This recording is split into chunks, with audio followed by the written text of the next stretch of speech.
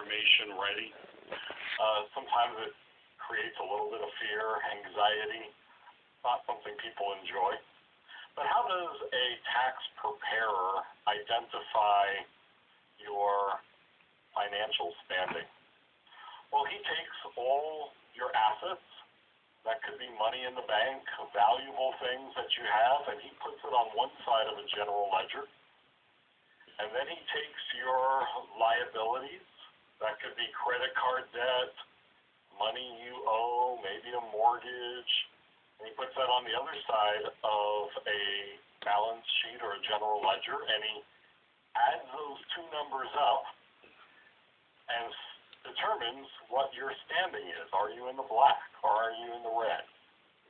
Now, when you go to the tax preparer, it doesn't matter how well you dress or how fancy of a car you bring to his office or how neat and organized your paperwork is. None of that changes the numbers. The numbers are the numbers.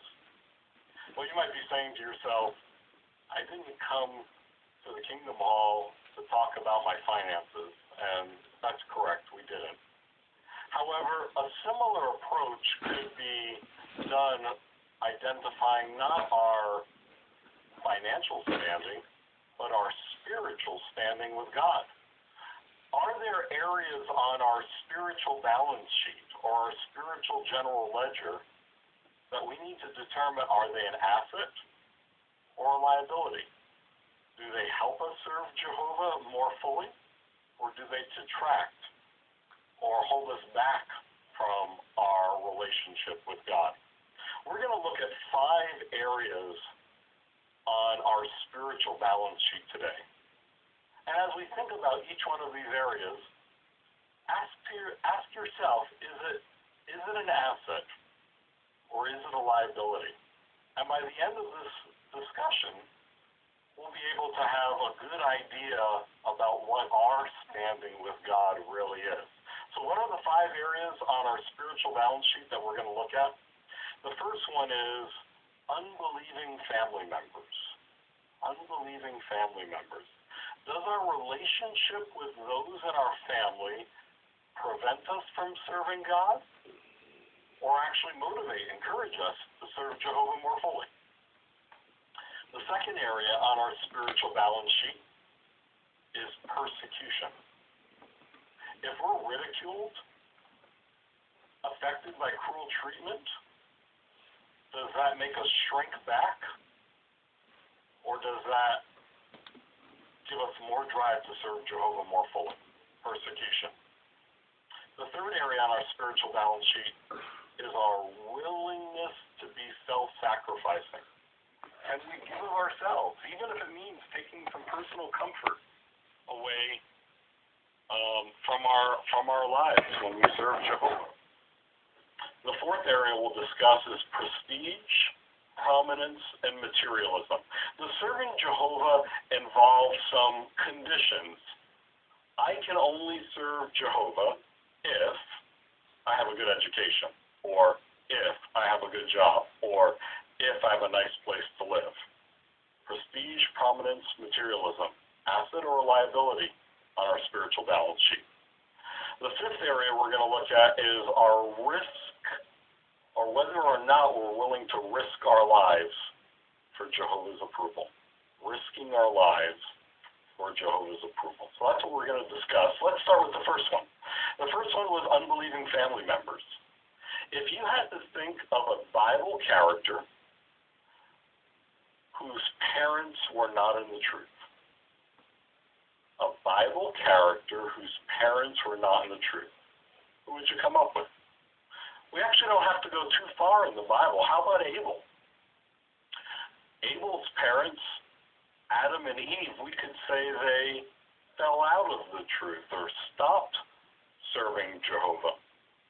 Do you remember a little bit of the story about Abel's life?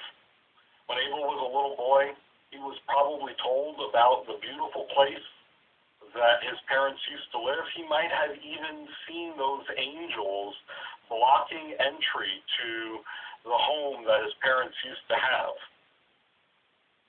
Time went on, and it was difficult young life for Abel, but time went on where it was important for Abel to give a sacrifice to Jehovah. In fact, him and his brother were both going to offer something to Jehovah. Do you remember what happened? His brother Cain decided, I'm going to get the best fruits and vegetables that I could find, and I'm going to give that to Jehovah. And from what we know in the Bible, that's not bad. The Bible's full of descriptions of grain offerings.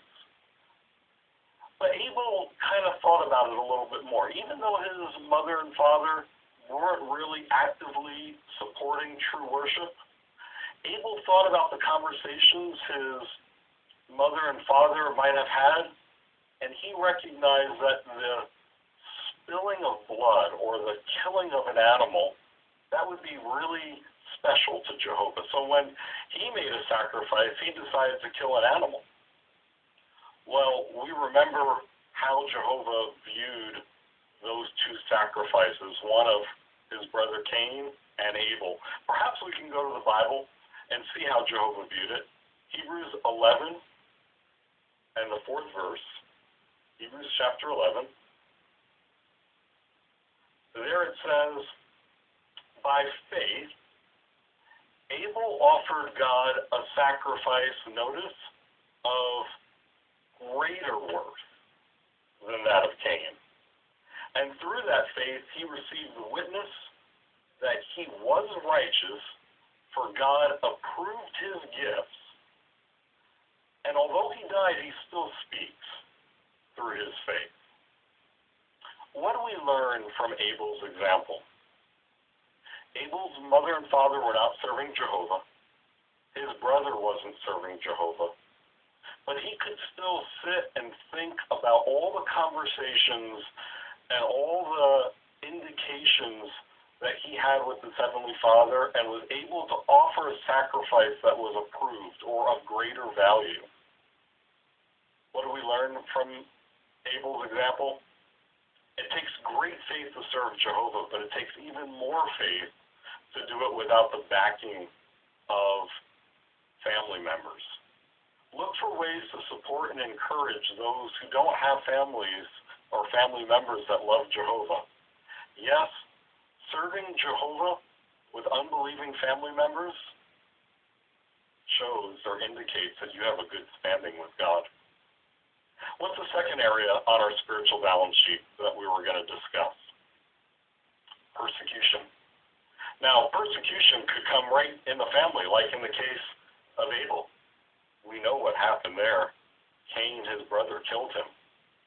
Persecution can also take the form of ridicule.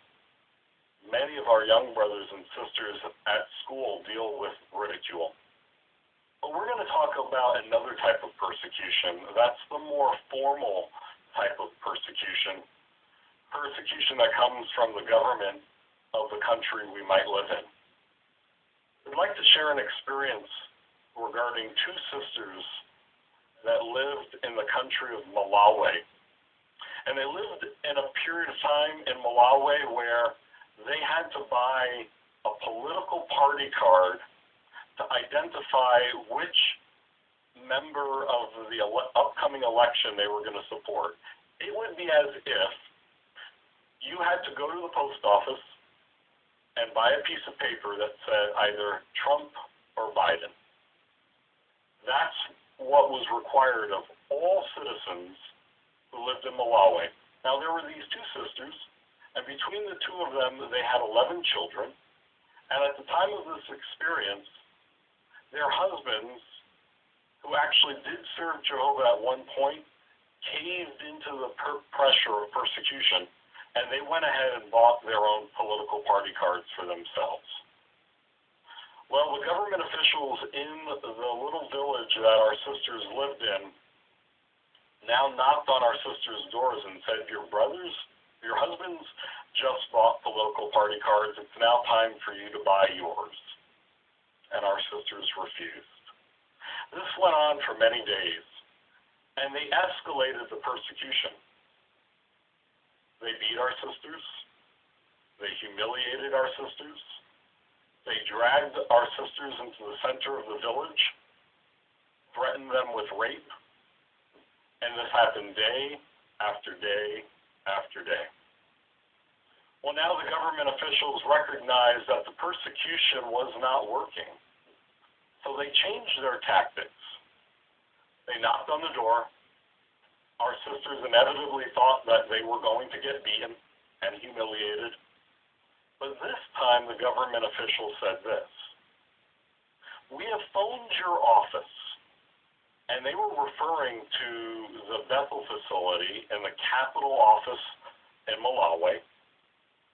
And they said, "We've just spoken to," and they actually named the three brothers that were on the branch committee at the time. They said, "We spoke to Brother Johansson, Brother McLucky, and Brother Mafambana. And they told us that you should buy your own party card, as they themselves have already bought theirs, and you are the last two women in the whole country that have not bought their political party cards." What would you do if you received that message? Remember, days of beatings. Your husband's already caved into the persecution. You know what our sister said to that government official? "We serve only Jehovah God. So if the brothers at Bethel have bought cards, that does not make any difference to us. We will not compromise even if you kill us." Would you say that those sisters had a good standing with God? Absolutely. You know what makes this experience even more interesting? That at the time these sisters were bearing up under persecution, neither of them were able to read and write. So that means their relationship or their standing with God was what they learned at the meetings, learned and listened to from their those who taught the Bible to them, their prayer, how they talked to Jehovah. Yes, bearing up under persecution does show that we have a good standing with God. How about a Bible example? Let's imagine for a second, this will take a little bit of an imagination, that the Bible character Enoch is in your field service group. The Bible character Enoch is in your field service group, and you are going to do some telephone witnessing this morning, and it's Enoch's phone call. He's going to take the next one. This is going to take a little bit of imagination. And it's now time to listen to Enoch's telephone presentation. Are you ready? Let's go to Jude. Jude and verse 14 and 15. So yes, the seventh one in line from Adam, Enoch, which is an important detail. We'll come back to that in a second. Also prophesied about them when he said, now here he goes, this is his presentation on the phone.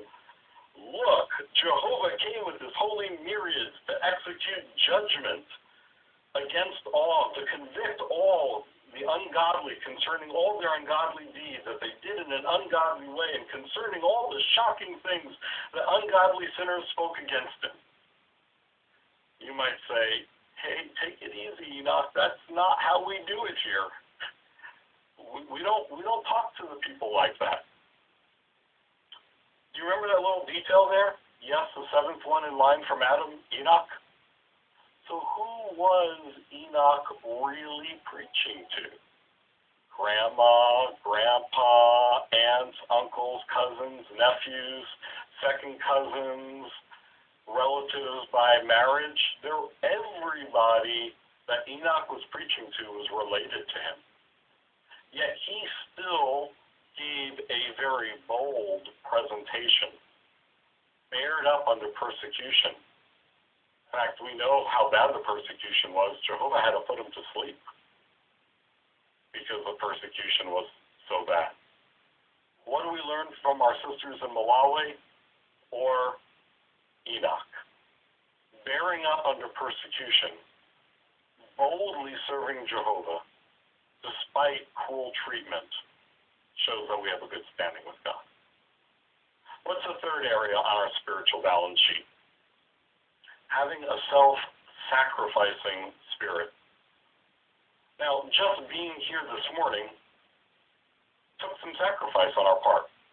We lost an hour's sleep. We probably wanted to sleep in. We're in our homes putting on an uncomfortable suit or dress.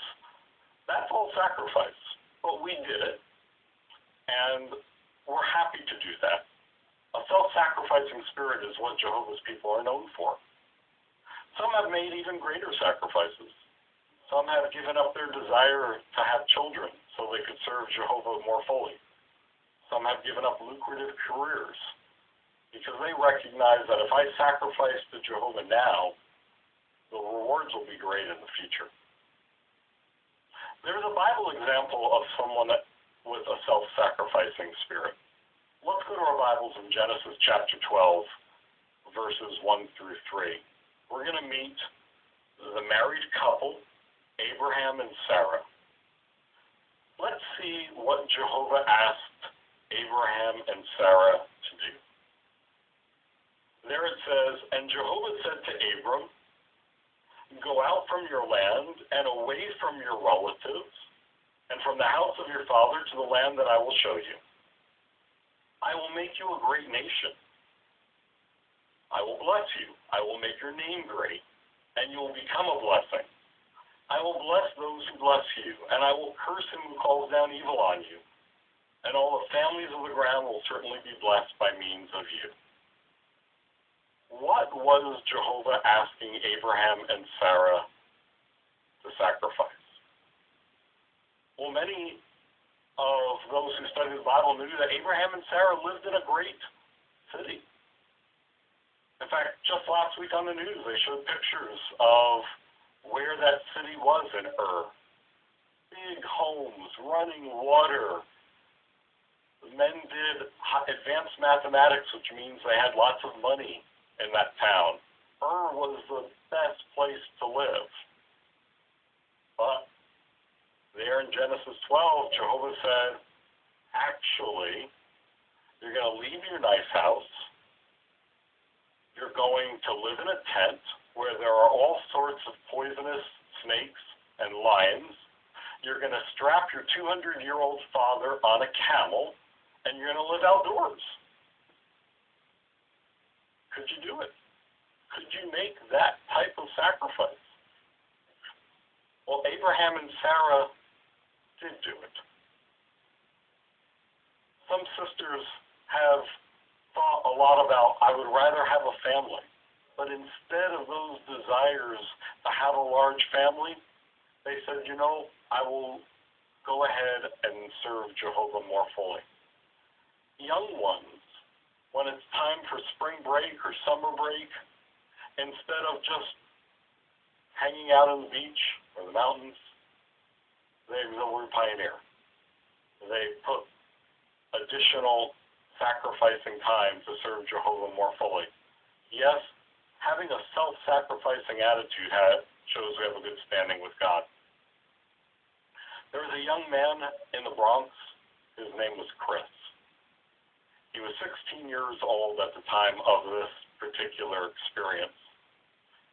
And for those who are familiar with the Bronx, you have those apartment buildings, some of which don't have elevators. And there was one of our older sisters in her 80s who lived on the top floor of one of those buildings. It was a hot summer day. She went to the bodega to get some groceries, and when she got back to her apartment building, she knew she couldn't climb the steps with her bag of groceries. So you know what she did? She called 16-year-old Chris. Just think about that. An older woman, sister in her 80s, in the Bronx, in the hot summer, calls a 16-year-old young man to help her get up her flight of steps. You know what Chris said when he arrived? He says, "Get on my back and I'll carry you up those flights of steps if that's okay with you." Would you say that 16-year-old Chris had a self-sacrificing spirit? Absolutely. A self-sacrificing spirit indicates a good standing with God. What's the fourth area on our spiritual balance sheet that we're going to look at? Prestige, prominence, and materialism. If you were to think of a Bible character that was well-educated and good-looking, well-educated and good-looking, who would you come up with? While you're thinking about it, isn't it true that people that are well-educated and good-looking, everything's easy for them? They get the good jobs, they are able to manipulate things just kind of fall right in place for them. Let's go look for a Bible character. Acts chapter 7, verses 20 to 22. Acts 7, 20 to 22. At that time, Moses was born, and he was divinely beautiful. And he was nursed for 3 months in his father's home. But when he was abandoned, the daughter of Pharaoh took him and brought him up as her own son. So Moses was instructed in all the wisdom of the Egyptians. In fact, he was powerful in words and deeds. There's the Bible character Moses. Now, the Bible says he was divinely beautiful. Now, every mama thinks their little boy is beautiful, but even Jehovah thought Moses was beautiful. He was divinely beautiful. And then he was raised by the house of Pharaoh, the most powerful nation on the planet at the time. The Bible says instructed in all the words and deeds. Now, what did Moses do with his good looks and his good education? Well, let's go to Hebrews 11. Hebrews, the 11th chapter, verses 23 to 26.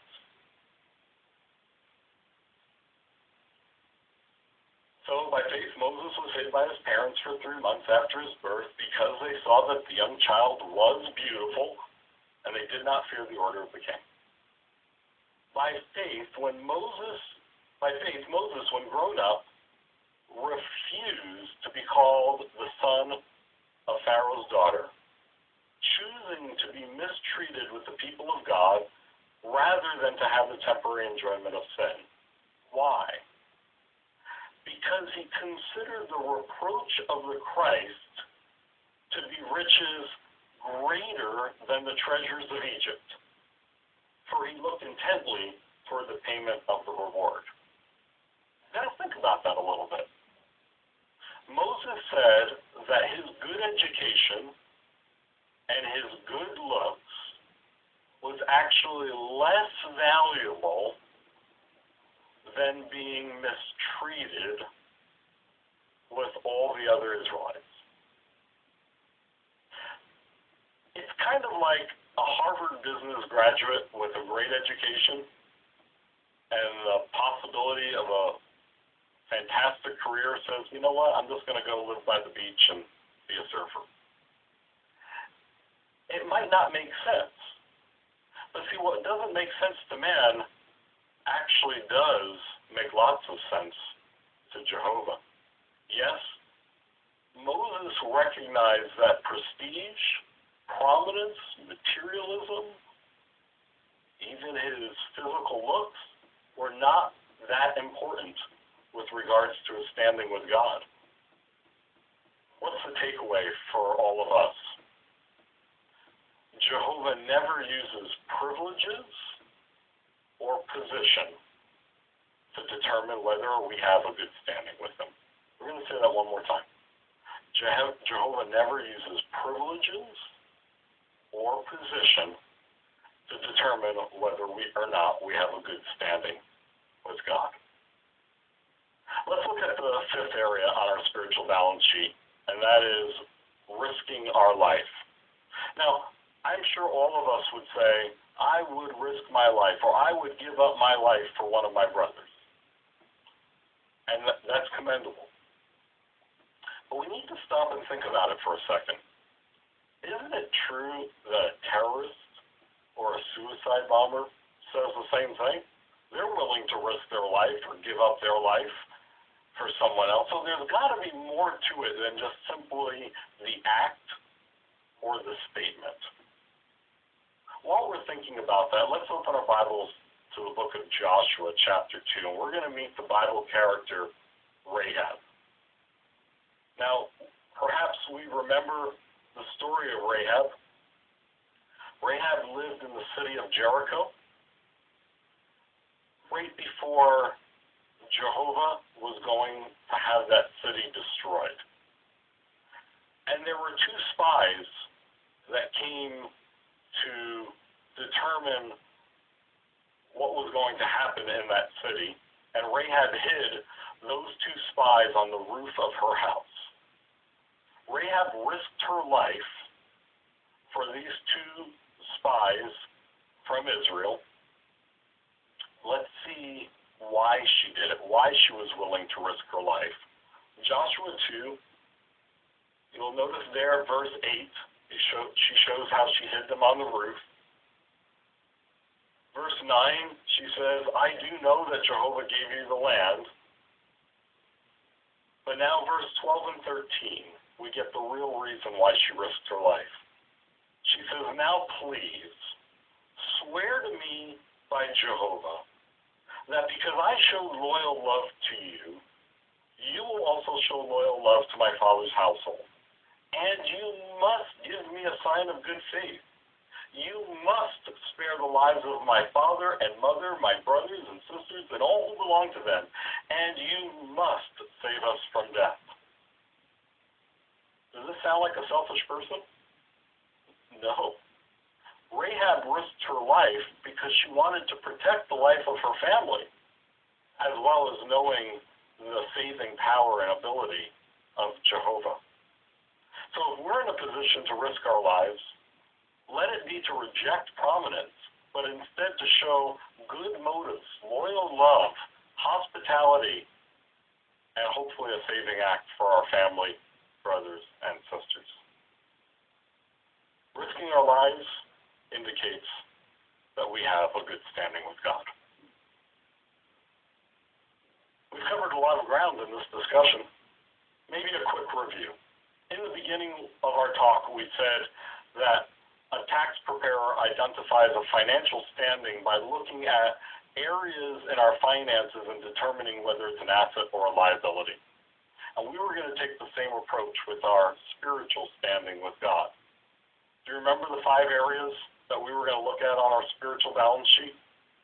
Unbelieving family members, persecution, self-sacrifice, prestige, materialism, prominence, and risking our lives.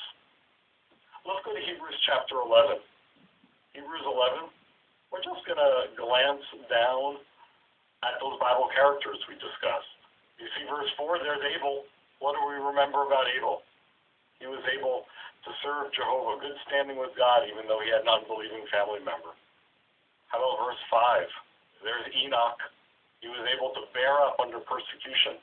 That might remind us of our 2 sisters in Malawi. How about verses 8 through 11? There's Abraham and Sarah, made large material sacrifices to have a good standing with God.